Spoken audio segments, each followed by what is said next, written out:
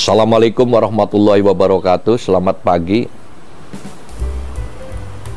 Jadi apa yang kami sampaikan hari ini atau dalam kesempatan ini yaitu berasal dari sebuah keprihatinan mengenai keberadaan atau kondisi sungai-sungai kita.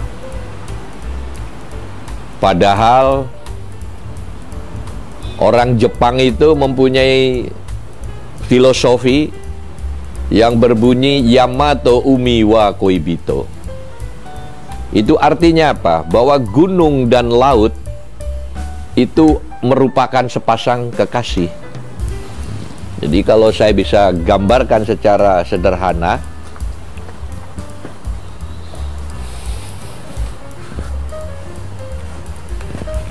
bahwa antara gunung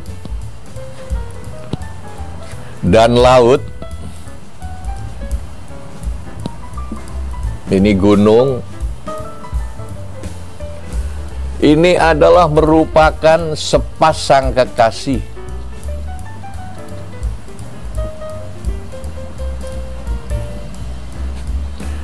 Nah, dalam bahasa Jepangnya itu adalah Yamato Umi wa Koibito. Orang Jepang aja di filosofi ini sangat dipegang teguh. Nah, antara gunung dan laut ini yang merupakan sepasang kekasih itu disambung oleh tali kasih. Ini tali kasihnya. Apa itu tali kasihnya? Berupa sungai.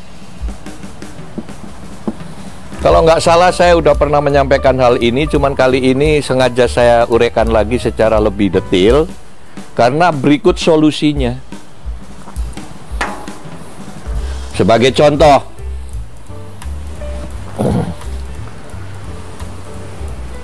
di wilayah 3 Cirebon ini yang terdiri dari Cirebon Kabupaten, Cirebon Kota Madia, Indramayu, Majalengka, dan Kuningan yang disebutnya adalah Ciayu Majakuning. Itu ada gunung yang gagah dan indah, yaitu Gunung Ciremai namanya.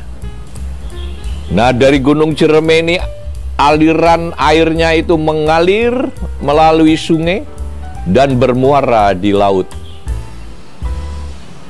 Nah, antara gunung dan muara laut itu pasti dan pasti dialirkan, dihubungkan melalui tali kasih yang bernama sungai.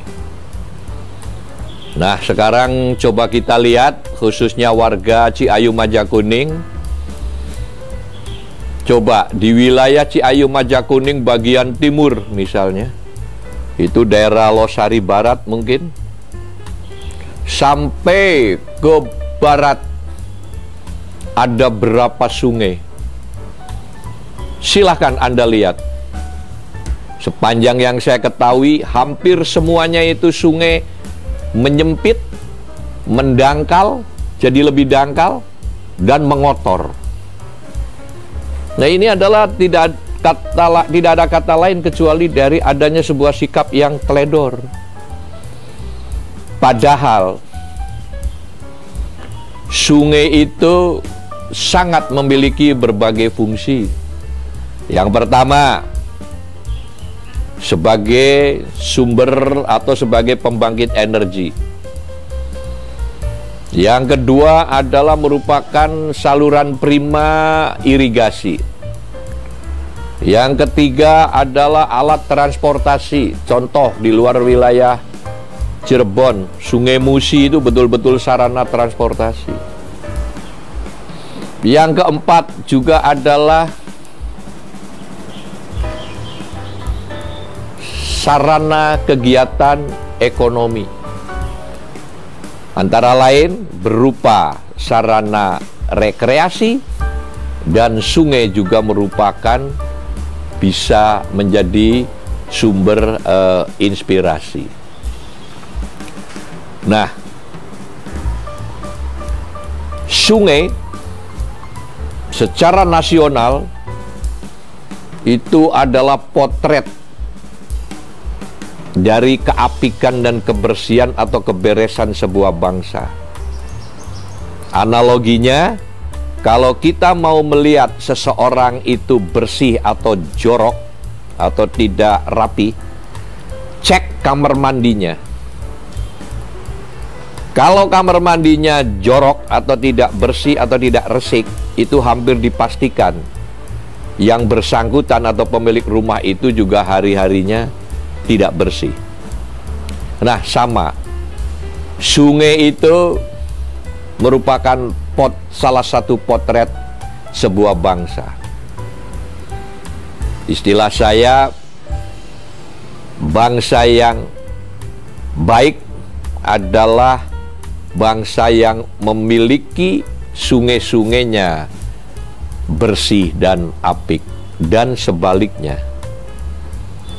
Sungai-sungai yang kotor itu hanya ada di negara-negara yang teledor. Jadi sekali lagi bahwa sungai selain mempunyai berbagai fungsi tadi sebagai pembangkit energi, tempat rekreasi, saluran utama irigasi, kemudian juga sarana transportasi dan lain sebagainya, sungai juga merupakan potret sebuah bangsa, di mana bangsa yang baik sungainya selalu bersih dan apik, dan sebaliknya. Lantas kalau pendengar nanya, gimana solusinya Pak Noto? Pasti pemerintah dengan segala perangkatnya itu punya solusi. Antara lain, mohon maaf,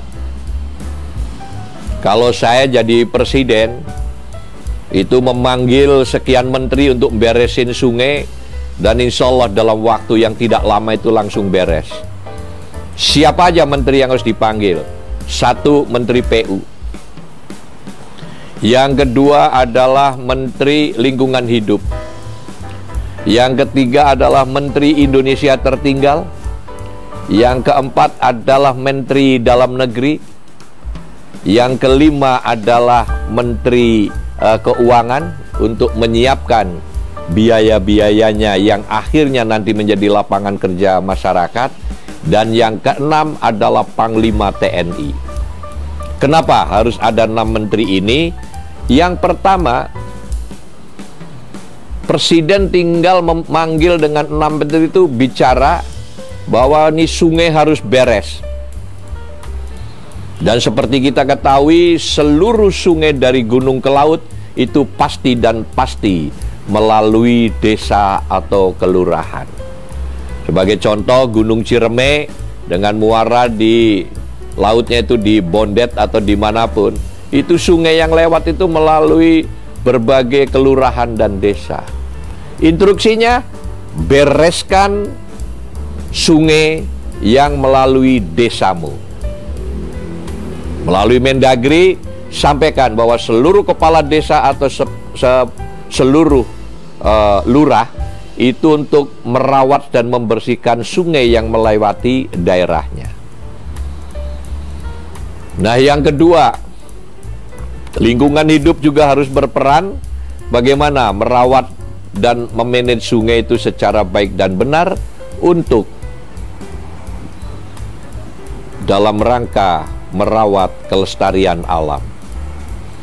Menteri PU secara teknis merekalah yang lebih ngerti. Menteri Keuangan, dialah yang harus berpikir untuk pendanaannya.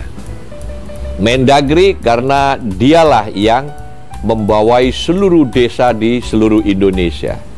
Dan yang terakhir, Kepala TNI, karena TNI dengan sistem komandonya itu langsung perintahkan secara hierarkis ke Panglima, kemudian ke Pangdam, sampai Kodim,